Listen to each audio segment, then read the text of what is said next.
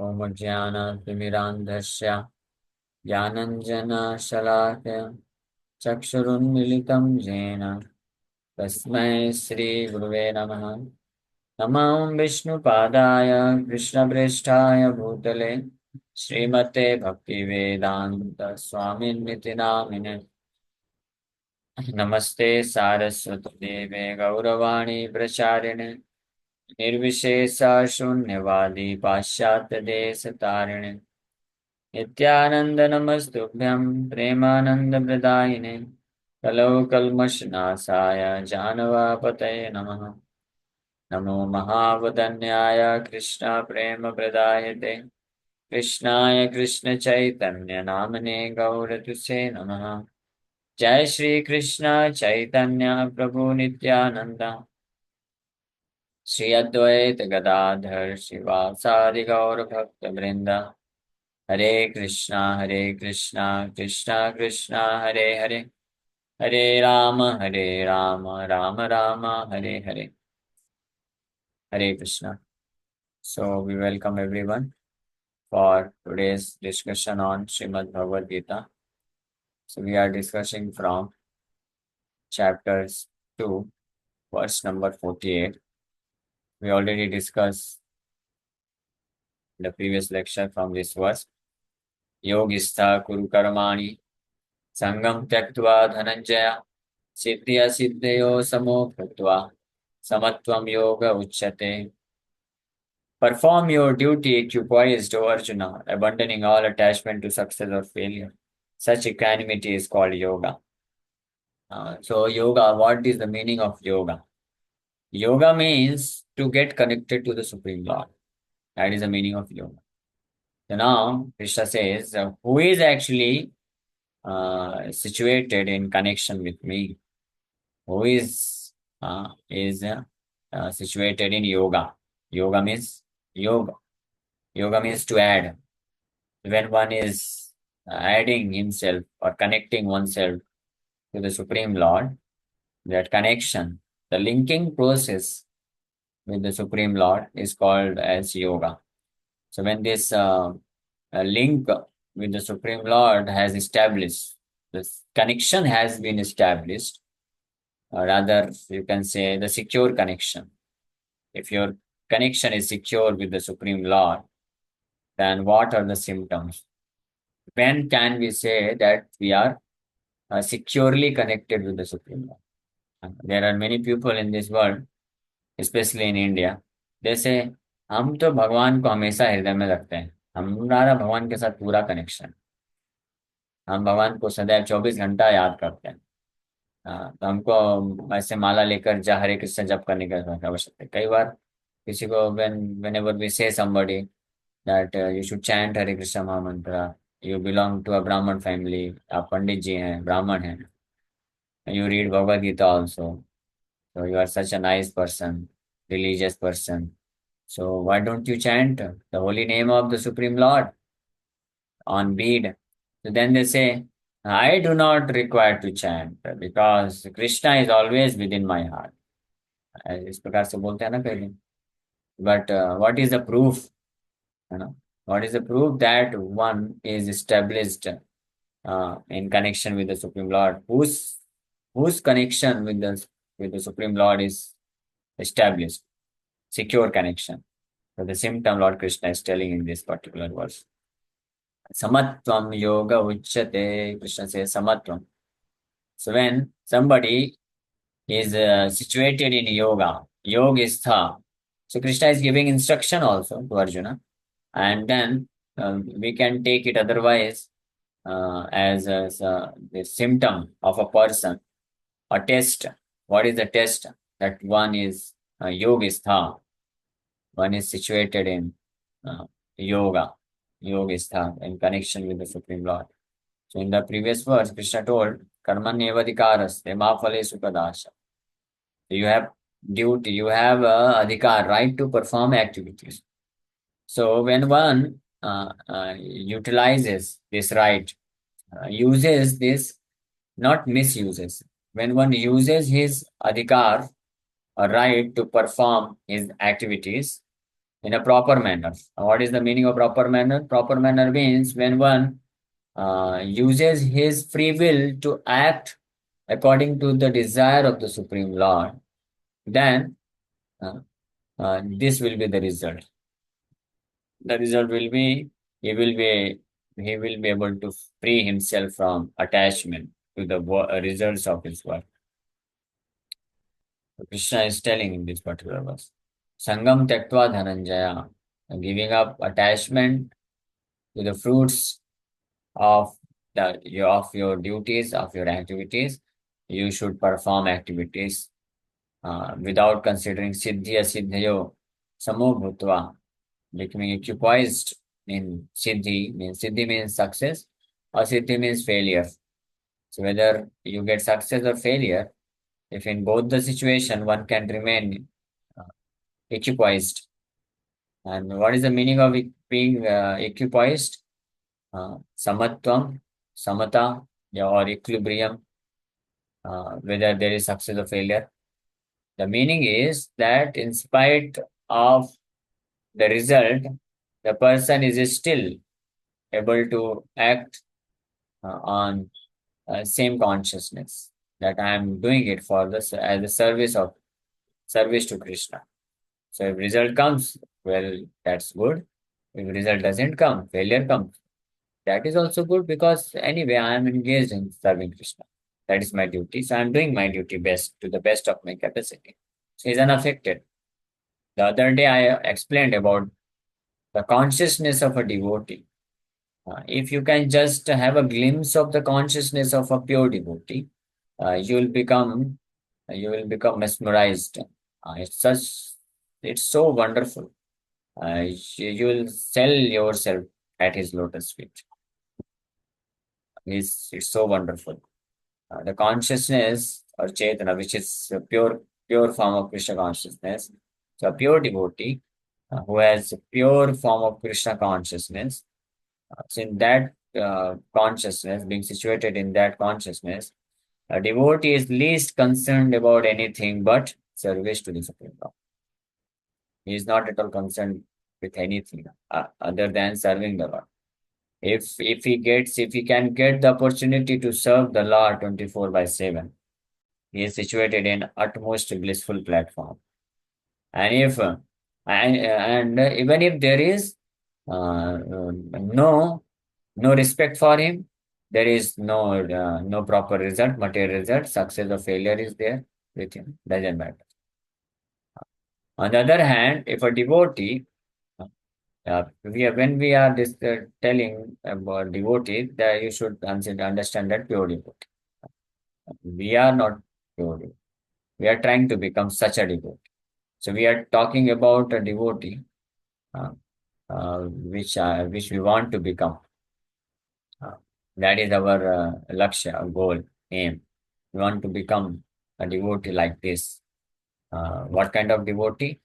So he has such a pure Krishna consciousness that it doesn't matter for him if he is situated in topmost platform of bliss in his consciousness. If he can get the opportunity to serve Krishna 24 by 7, even if he is unrecognized, he is disrespected, or he doesn't get the result, uh, and uh, and even if he is beaten also. Uh, the perfect example is Namachar Haridas Thakur. He was beaten in 22 marketplaces in front of everyone. Yes, can you imagine? If in front of two, three people, if we are just insulted also, even with a small insult is we get in front of few people, we become so disturbed. Our mind become agitated. Why? Because we do not have such pure form of Krishna consciousness right now.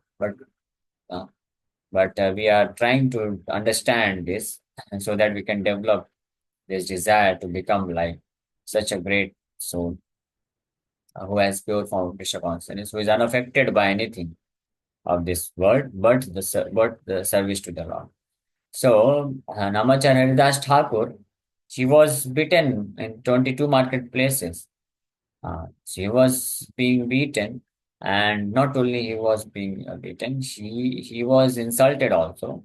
And these Muslim soldiers, Jallad, they were beating him, they were insulting him, uh, and using vulgar words and so many things. But still, Haridas Thakur was completely unaffected. He was constantly just chanting Hare Krishna Mahamani, Hare Krishna, Krishna Krishna, Hare Hare, Hare Ram, Ram Ram, Hare Hare. He was just chanting. And he didn't even get a little bit of bad feeling for those people who were beating him. Rather, he was praying for their welfare. When Sri Chaitanya Mahaprabhu couldn't tolerate this beating of Namachar Haridas Thakur. So he sent his Sudarshan Chakra. But Haridas Thakur, seeing the Sudarshan Chakra coming, he offered him obeisances and prayed to Sudarshan Chakra that, my dear Sudarshan Chakra, please do not kill them. I wish that you forgive them. And at the end of 22 market, then Sri Chaitanya Mahaprabhu decided that what to do, uh, how to save my devotee. In order to protect him, save him, I sent my Sudarshan Chakra to kill all those Jallad, but he's not allowing. So what to do? Then Sri Chaitanya Mahaprabhu personally came and covered his body, the body of Haridas Thakur, and he took all the beatings. And Haridas Thakur couldn't feel any pain because Sri Chaitanya Mahaprabhu was getting the beatings. But Haridas Thakur didn't know this because Sri Chaitanya Mahaprabhu did this in unmanifested form. So Haridas Thakur couldn't see that Mahaprabhu has come and he is taking the beating. He was simply absorbed in chanting Hare Krishna, so he didn't care whether he is getting pain or not. It doesn't matter. It did not matter for him. But later on, when Sri Chaitanya Mahaprabhu appeared and performed, he started performing his Sankirtan pastime in Navadip. So once in Shiva's Angan, Sri Chaitanya Mahaprabhu was performing Mahaprakash Leela. In Mahaprakash Leela, Sri Chaitanya Mahaprabhu revealed to each and every of his devotees yeah, how she very mercifully protected them. So this Mahaprakash Leela, Sri Chaitanya Mahaprabhu, and that devotee who got the protection or mercy of Sri Chaitanya Mahaprabhu, they did not know about this at that time because this is the beauty of working of the Supreme Lord that he protects his devotees, maintains his devotees, but he does all these things very wonderfully so that even devotee cannot directly see or perceive that Krishna is doing. But devotees are also too intelligent because of being fully absorbed in thought of the Supreme Lord. So they understand it very well.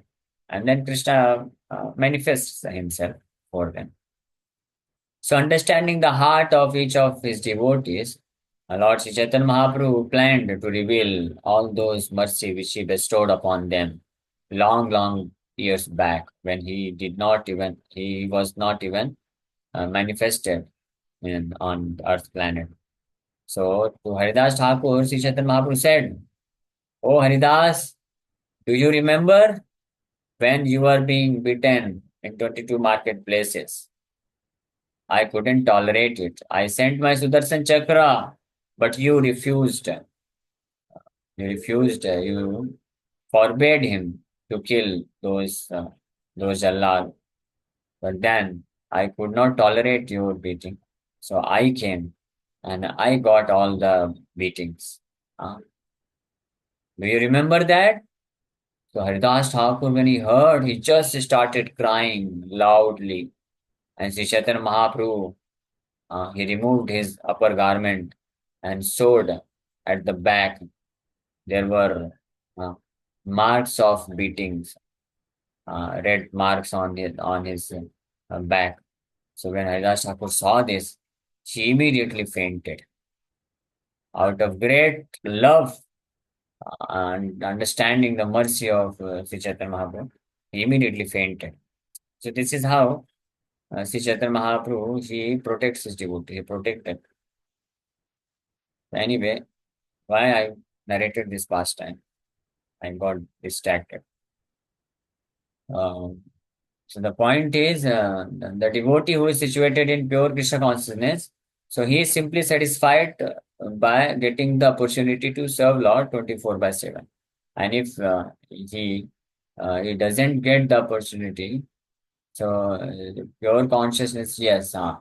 So if he is getting the opportunity to serve Krishna 24 by 7, so that makes him so blissful that all other these situations, whether he is being insulted, he is being beaten, nothing disturbs his consciousness. He remains blissful in serving Krishna. He continues to serve the Supreme Lord.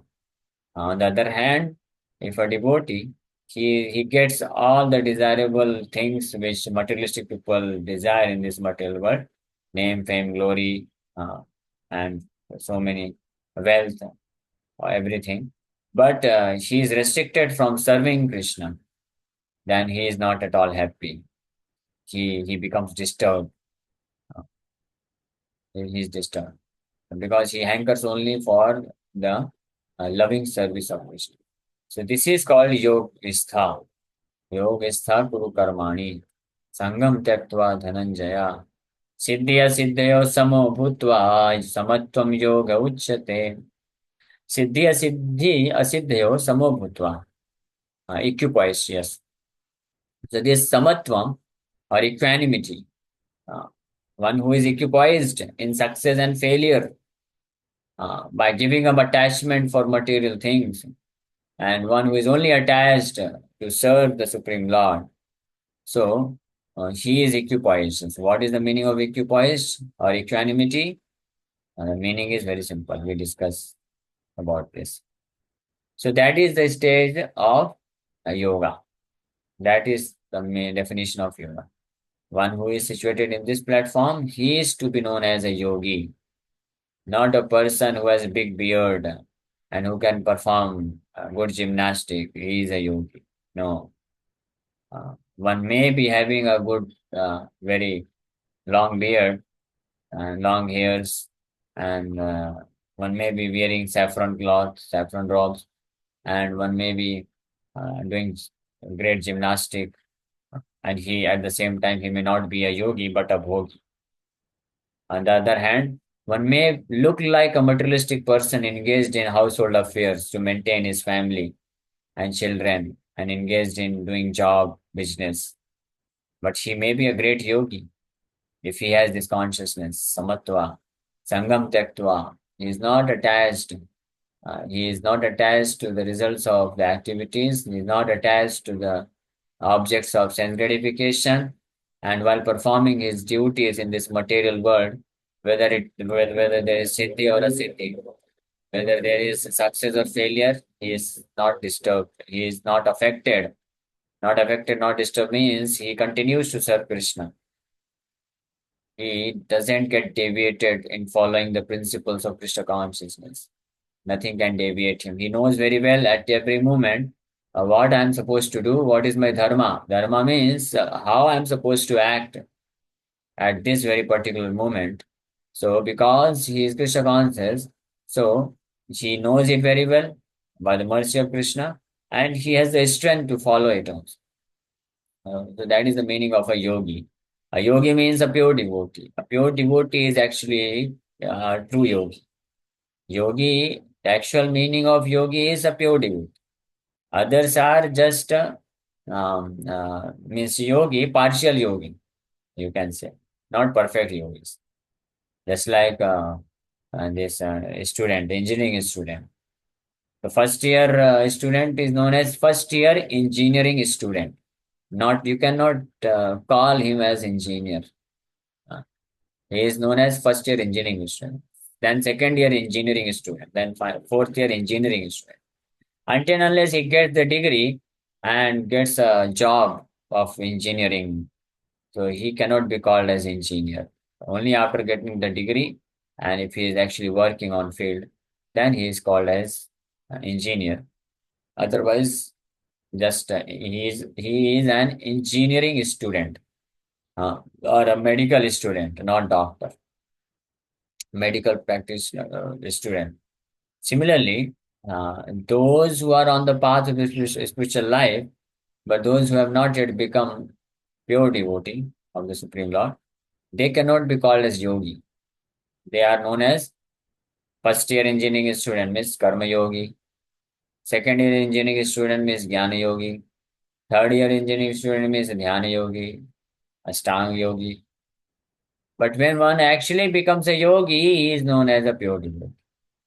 A Vaishnava is actually a yogi because he is unaffected by this results, success or failure. So Krishna tells, purport we are reading, Krishna tells Arjuna that he should act in yoga. And what is that yoga? Yoga means to concentrate the mind upon the Supreme by controlling the ever disturbing senses. That is the meaning of yoga.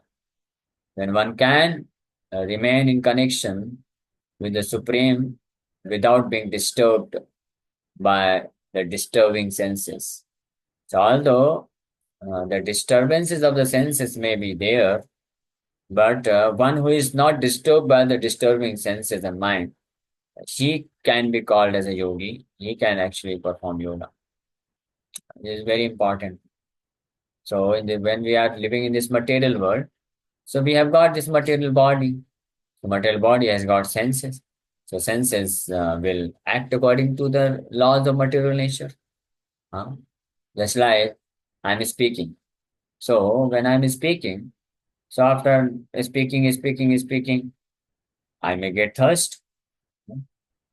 So, that means my tongue, my body requires water. But this thirst should not disturb me.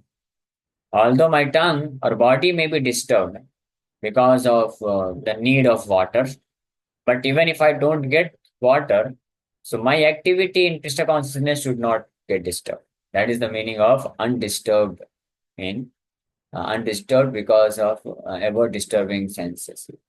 See, so that is the meaning. So if a devotee, if a person, in spite of all the disturbances, if he can continue his services or activities in Krishna consciousness, then he is known as a person who is not disturbed. And that is the stage of yoga.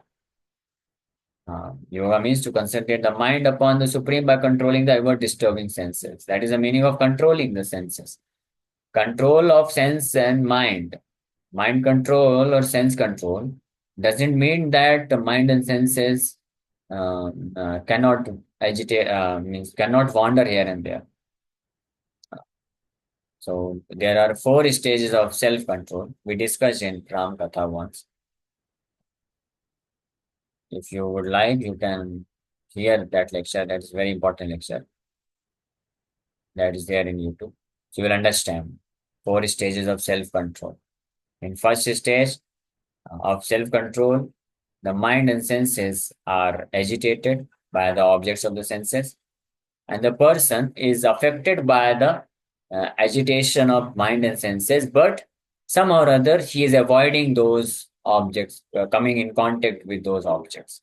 So this is the lowest level of self-control, but it's still it's good. It's a one level of self-control. At least he is able to control the self because he is not following the dictation of the agitated mind. He's not going and fulfilling the agitation of the mind. So mind is agitated because of some material desires, some desires for enjoying sense gratification, and but he is not going to fulfill that. Rather, he is taking another way to avoid that. This first stage of self control. Second stage of self control, which is higher than this, that mind and senses hanker for the objects of sense gratification, but it is not so impulsive. Means one is feeling attracted for the objects of the senses because of the desires, material desires in the mind and senses, but he is not means disturbed by those agitation. is second stage of self-control. And third stage of self-control is that mind and senses are not agitated because of the objects of the this sense enjoyment. But still, mind and senses has got the tendency to enjoy material. This is third stage of self-control, which is very, very high stage, not so easily obtained, especially in this age of Kali. And practically nobody has. Very few have those who are in Krishna consciousness. It's very rare to find such a person who is not agitated, whose mind and senses are not agitated. But in mind and senses has got the tendency to enjoy. But he is so self-controlled that he is not agitated by this, and there is no question of trying to fulfill the desire. And but the highest one, the highest level of self-control is that one's mind and senses are not agitated, and one's mind and senses have no tendency to enjoy self gratification. Rather, his mind and senses are completely absorbed how to serve Krishna. That is the fourth and highest level of self-control, a stage of self-control, and which only a pure devotee has got, just like Srila Prabhupada. And there are very few, you can count in fingers, there are very few who have reached to this stage, whose mind and senses are hankering after serving Krishna. That is the fourth stage of self-control. Um, in other three stages of self-control, mind and senses are hankering, have the tendency to enjoy some gratification, but by following the rules and regulation, one is able to control them in different degrees. So self-control level, stage one, stage two, stage three has been categorized. You can hear it in more detail in that lecture, but this is the point. So when so at least one can come to third stage of self-control by his endeavors, by following certain proper spiritual methods, sadhana bhakti, by nicely chanting Hare Krishna Mahamantra and strictly following four regulative principles, one can easily come to at least third stage of self-control.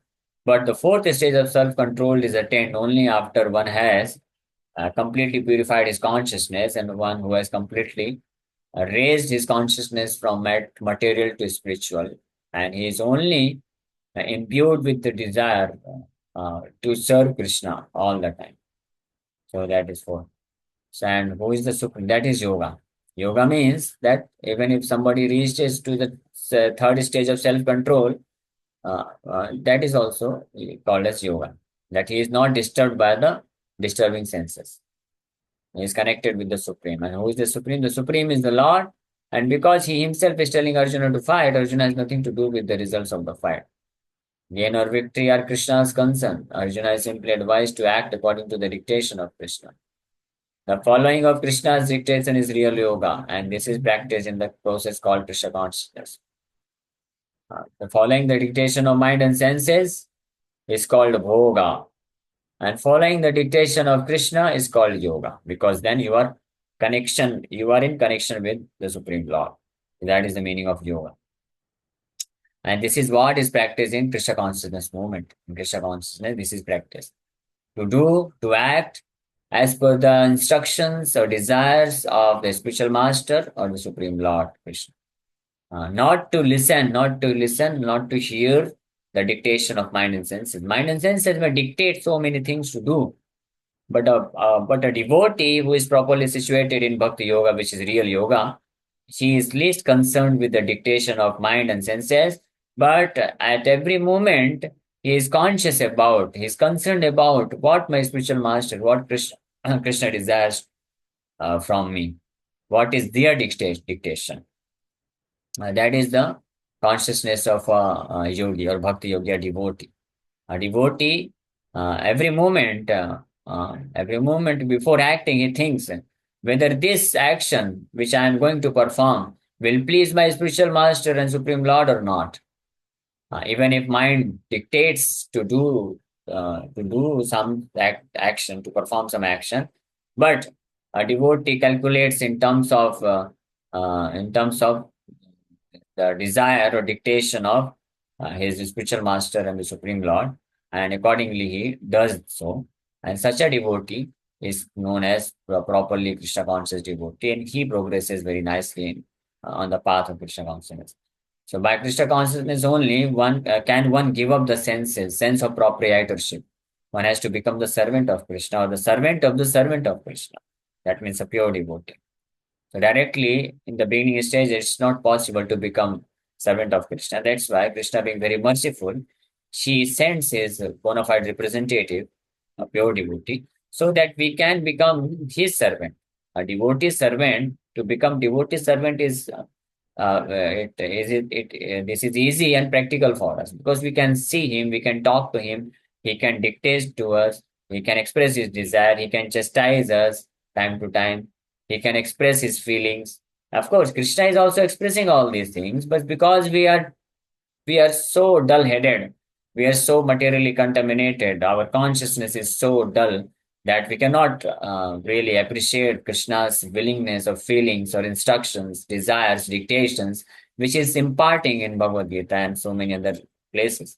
That's there. But a devotee who purifies his consciousness by serving a pure devotee spiritual master or by pleasing or satisfying a pure devotee, so he also reaches to that platform whereby he can understand the desire of the Supreme Lord, and and accordingly he can follow the dictation of Krishna. He can understand the feelings of the Lord. That Lord will not be happy if I act in such a manner. He can connect with the feelings of the Lord because Supreme Lord, he has feeling all the feelings. Whatever we have, he also feels bad sometimes when we act against his desire. He also feel very grateful, he feels loving propensity is there. He may feel very angry. He may feel hatredness. All these things, feelings are there. So a devotee who raises his consciousness spiritually, so then he can understand what will displease my Lord, what will be pleasing to him. So accordingly, he acts. But this platform can be only reached when somebody has taken complete shelter of a pure devotee. Then, by pleasing a pure devotee, gradually one reaches to this platform. So, oh, sorry, we have less time. We'll continue this purport tomorrow. It's a very important purport. Okay, thank you very much. Question is there? Sorry, only 1 minute is there. You can ask. Yes, Palam Mataji. Sorry प्रभु, मैंने थोड़ा let start किया था अभी ये बीजेएमएल, इसलिए 8:03 हो गया है। बाकी मुझे ये कहना था, अनाउंसमेंट कर दीजिएगा टाइम का, क्योंकि लेट हो जाते हैं लोग। Yes, sir. Hare Krishna.